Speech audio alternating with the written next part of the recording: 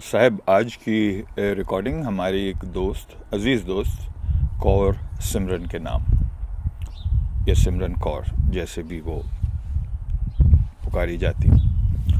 मुझे ये नहीं पता कि सिमरन कौर कौन है, कहाँ रहती हैं। मुझे सिर्फ ये पता है कि फ़ेसबुक पे उनसे मेरी दोस्ती है और उस दोस्ती की वजह से मैंने उनकी पोस्ट देखी हैं और उन पोस्ट में मुझको एक बहुत अच्छा इंसान नज़र आया है। इतना जानता हूँ मैं और मेरे लिए ये काफ़ी है। इससे ज़्यादा जानने की कोई ज़रूरत नहीं है। अगर जानकारी हो जाए तो अच्छी बात है, ना हो तो कोई हर्ज नहीं है। एक अच्छे इंसान से मुलाकात हो जाए ये बहुत अहम है।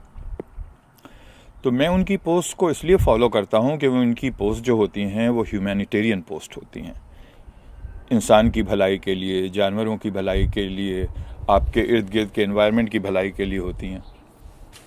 इसलिए मैं उनको फॉलो करता हूँ और इसलिए आज का ये सेशन जो है, या ये छोटा सा सेशन को क्या कहते हैं भाई उर्दू में,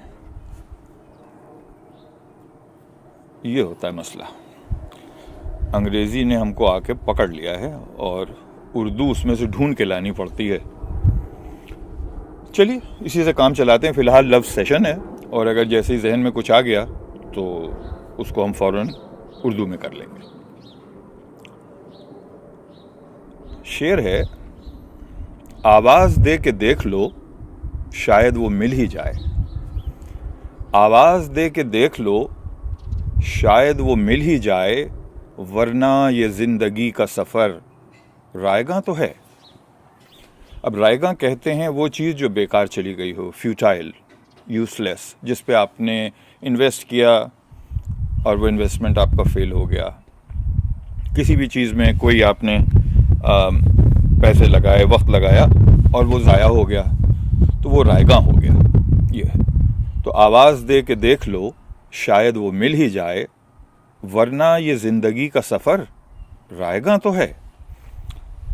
तो अब यहाँ किससे खिताब हो रहा है? अच्छे शेर की बात ये होती है कि वो मल्टी फैसेटेड होता है। उसके अंदर कई जाविये निकल के आते हैं, कई रुख होते हैं उसके, कई सूरतें होती हैं उसकी।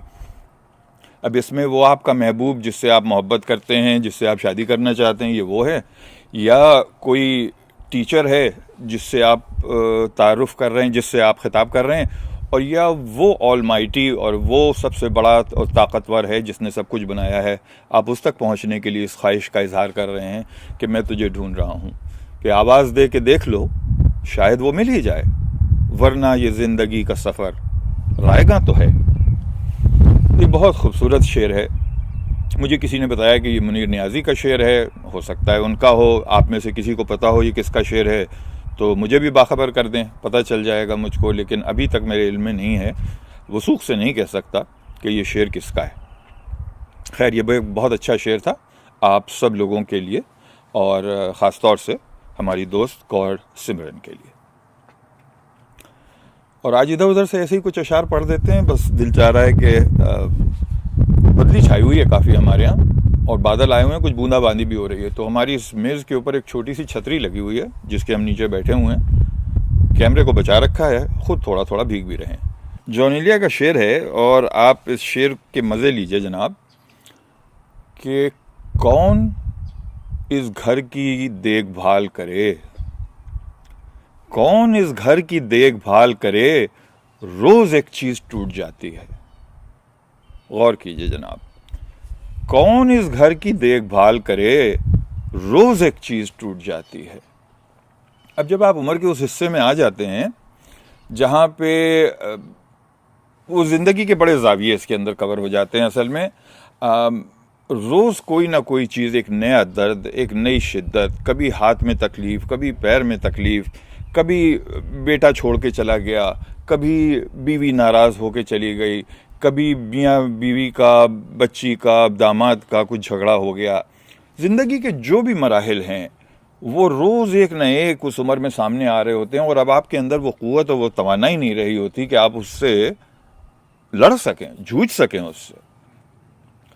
तो ये घर के माहौल और घर की चीज़ों का जो उन्होंने सिमिली दी है इसके अंदर, उससे आप समझ लें कि वो थक हार के बैठ जाने वाला मामला कि कौन इस घर की देखभाल करे, रोज एक चीज टूट जाती है। बहुत प्यारा शेर है साहब जॉन भाई का, अल्लाह बख्शे जॉन भाई। अच्छा साहब,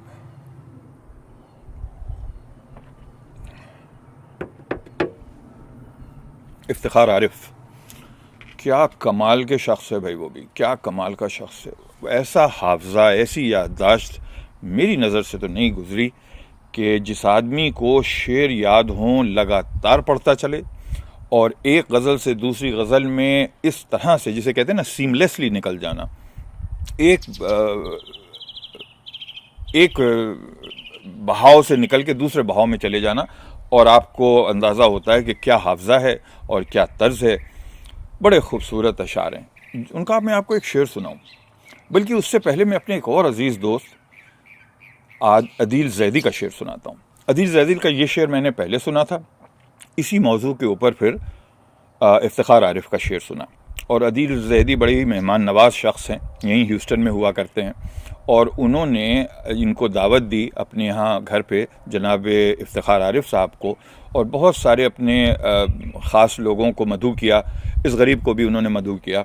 तो जिसमें मेरी उनसे मुलाकात हुई और 2 मिनट उनके साथ बैठ के बात करने का शर्फ हासिल हुआ, उनकी कुछ तस्वीरें बनाने का शर्फ हासिल हुआ। वो तस्वीरें उनको इतनी पसंद आईं कि उन्होंने अपनी वेबसाइट और अपने फेसबुक पेज पे भी लगा ली, और शायद कहीं भी मुझसे उन्होंने कहा कि मुझको ये बड़ी बना के दे दो। तो मैंने 2 तस्वीरें जो मुझे बहुत पसंद थी उसकी मैंने मुख्तलिफ़ कॉपीज़ बनवाईं, और उसके ऊपर 2 शेर अपने लिए लिखवाए उनसे जो मुझे बहुत पसंद थे, और फिर उन्होंने अपने लिए वो तस्वीर को रख लिया, अदील भाई को भी दे दिया, और फिर वो ले गए अपने साथ। तो मेरे लिए तो बहुत शर्फ की बात है कि उनको मेरी कोई काविश पसंद आ गई। तो शेर अदील भाई का ये है साहब, शिकम कहते हैं पेट को, शिकम की आग बुझाने कहाँ चले आए। ये वो तमाम लोग जिन्होंने अपना मुल्क छोड़ा है और हिजरत की है, वो इसको दिल पे महसूस करेंगे शेर को। इतना सादा और इतना पुरअसर शेर है।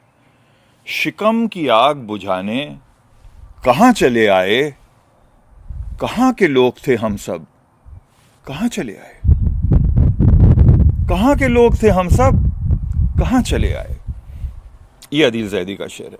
मुझे पहला शेर उनका मुझे ये सुनने में मिला था, और उसके बाद से मैं आशिक हो गया था अदील जैदी का, और ये बहुत ही कमाल का शेर लिखा है भाई अदील साहब ने।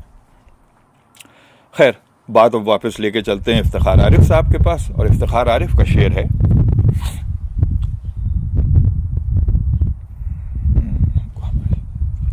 शिकम मैंने आपसे जैसा अर्ज किया पेट को कहते हैं, और सग कहते हैं फारसी में कुत्ते को। सगे ज़माना वो कुत्ता जो आवारा होता है, फिरता रहता है, उसको सगे ज़माना। उसका कोई मालिक नहीं है, उसको कोई पकड़ने वाला नहीं है, उसके गले में कोई रस्सी नहीं है, उसको कोई खाना खिलाने वाला नहीं है, बस वो इधर उधर फिरता रहता है और उसी से अपना काम चला लेता है। क्या शेर लिख दिया इफ्तिखार आरिफ ने यार, कांप जाता है आदमी, कांप जाता है आदमी। वाह वाह वाह वाह, शेर है उनका। शिकम की आग लिए फिर रहे हैं दश्त बदश्त, from here to there, pole to post, everywhere in the world. जो कबीले होते हैं, जो खेमे में रह रहे होते हैं, वैसी ज़िंदगी। शिकम की आग लिए फिर रहे हैं दश्त बदश्त, सगे ज़माना हैं हम क्या, हमारी हिजरत क्या। सगे ज़माना हैं हम क्या, हमारी हिजरत क्या। आप सोचिए, हिजरत कहते हैं माइग्रेट करने को, एक जगह से दूसरी जगह जाना। ये जो हमने माइग्रेट किया है, ये कोई खुशी से नहीं किया है हमने अपनी ज़मीन जो छोड़ी है, इसमें कोई खुशी नहीं हुई हमको। ये तो हाल हमारा कुत्ते के जैसा है कि हम यहाँ से वहाँ फिर रहे हैं, जा रहे हैं, सिर्फ इस पेट की वजह से। शिकम की आग लिए फिर रहे हैं दश्त बदश्त, सगे ज़माना हैं हम क्या, हमारी हिजरत क्या। It has no meaning. हम किसी और काम के लिए नहीं आए, सिर्फ अपनी पेट की पूजा के लिए, और अपने पेट की पूजा को, पेट की आग को बुझाने के लिए आए। बहुत अच्छा शेर है साहब, बहुत अच्छा शेर है। इसे भी याद कीजिए और इसके मज़े लीजिए। और इफ्तिखार आरिफ के बड़े अच्छे अच्छे अशार हैं भाई। एक उनकी गज़ल है, वो जब तक किताब नहीं होगी काम नहीं होगा। मेरे पास तो वो हाफजा नहीं है जो और लोगों के पास है। मैं फिर किसी वक्त सुनाऊंगा, लेकिन उसका एक शेर शायद याद आ रहा है मुझको, वो शेर सुना देता हूं मैं आपको।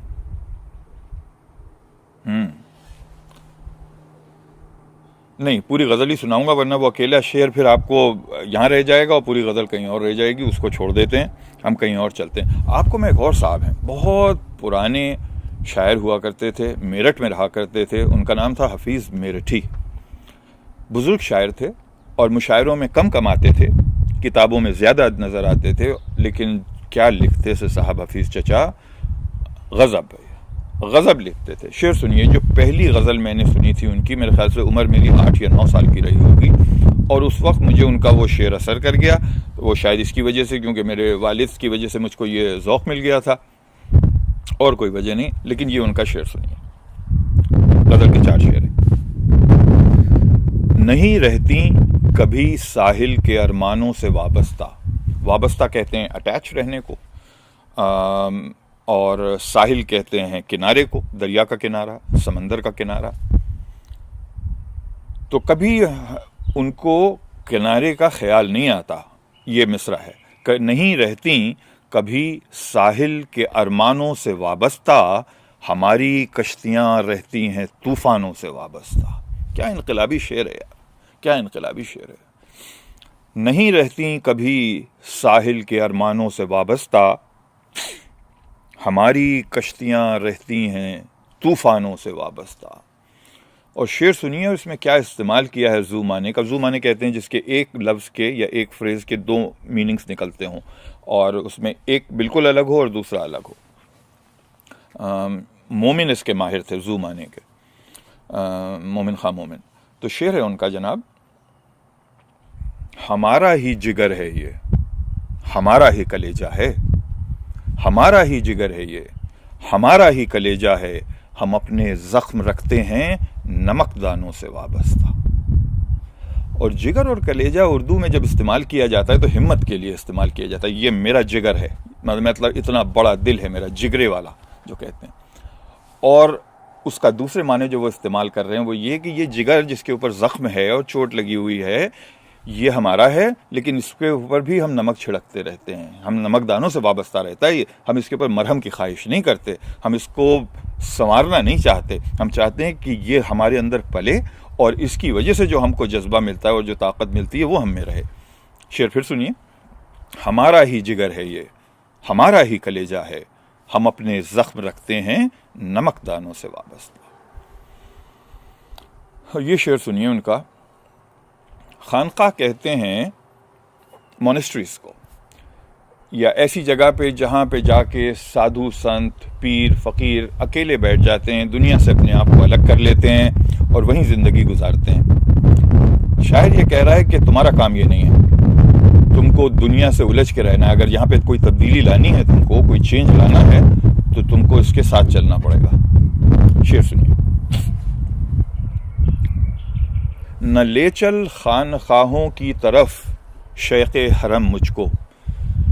तो शेख साहब कह रहे हैं कि चलो बैठो, तस्बीह पढ़ते हैं और अल्लाह की इबादत करते हैं, और ये तमाम चीज़ें। छतरी नीचे आ रही थी। एनीवेज, तो शेख साहब का ये इशारा है कि चलते हैं, मोनेस्ट्रीज़ में बैठते हैं, ऐसी जगहों पे बैठते हैं जहाँ खामोश हो, और हम बैठ के अल्लाह की इबादत करेंगे। लेकिन शायर कह रहा है कि न ले चल खानखाहों की तरफ शेख़ हरम मुझको, मुजाहिद का तो मुस्तकबिल है मैदानों से वाबस्ता। मुजाहिद कहते हैं उसको जो किसी भी तरह का जिहाद कर रहा हो, चाहे उसको आप लड़ाई वाला जिहाद समझ रहे हो। जिहाद एक्चुअली है क्या? जिहाद है स्ट्रगल। स्ट्रगल ज़िंदगी में आप सुबह उठने में भी करते हैं। जब आपको सुबह 6 बजे उठ के ऑफिस जाना होता है, जो आप उठ रहे होते हैं वो भी जिहाद है। उसके बाद बच्चों को तैयार करके जो रोज़ आपको स्कूल छोड़ना होता है, वो भी आपकी ज़िंदगी का जिहाद है। शायद आपका नहीं होगा, बेगम साहिबा का होगा, क्योंकि मेरे घर में तो ये काम बेगम साहिबा ही करती हैं, मैं तो बड़ा सो रहा होता हूँ, लेकिन ये उनका जिहाद है। तो लफ्ज़ जिहाद क्योंकि आजकल हाईजैक कर लिया गया है, और जिहाद का मतलब ये है कि जाओ और किसी को बम से उड़ा दो, तो ये माने नहीं है उसके, ये भी एक माने हैं, उसका एक एंगल और एक फेज़ वो भी है। लेकिन मुजाहिद उसको कहते हैं जो जिहाद कर रहा हो। और जिहाद आप भी ज़िंदगी में कर रहे हैं और रोज़ कर रहे हैं। आपकी ज़िंदगी कोई बेड ऑफ रोजेज़ वाला मामला नहीं है, this is for all of us. तो आप भी जिहादी हैं और वो भी जिहादी है और सभी इस पॉइंट ऑफ व्यू से जिहादी हैं। खैर, ये बात साफ हो गई। इसके बाद आगे चलते हैं कि मुजाहिद का है मुस्तकबिल तो मैदानों से वाबस्ता। He has to be in the field, he has to struggle, he has to make things work. उसको खानकाहों में बैठ के तस्बीह पढ़ने के लिए मत कहो, वो काम उसका नहीं है। तुमको भेजा गया है यहाँ पे मैदान में जाने के लिए, काम करने के लिए। सुबह उठ के जो तुम जा रहे हो अपने दफ्तर, वो मैदान में जा रहे हो काम करने के लिए। That is what you are supposed to do. अपने बच्चों को स्कूल छोड़ना, that is what you are supposed to do. उनके लिए नाश्ता बनाना, that is what you are supposed to do. ये सारे स्ट्रगल हैं, ये सारे जिहाद हैं। वो लोग जो जाके बैठ जाते हैं, वो उनका वो जाने। ये शायर का अपना कहना ये है, और मैं शायर के ख्याल से मुत्तफ़िक़ हूँ कि हमको स्ट्रगल करना है। हमें ज़िंदगी के अंदर अपने लिए और अपने माशरे के लिए तब्दीली लानी है, और तब्दीली लाने के लिए सिर्फ दुआ से काम नहीं चलता, दवा भी साथ चाहिए होती है। ये तो अल्लाह ताला भी कहता है कि दुआ और दवा दोनों को साथ लेके चलो। उस दवा के अंदर असर तो वही डाल रहा होता है, दवा इटसेल्फ इज़ नथिंग।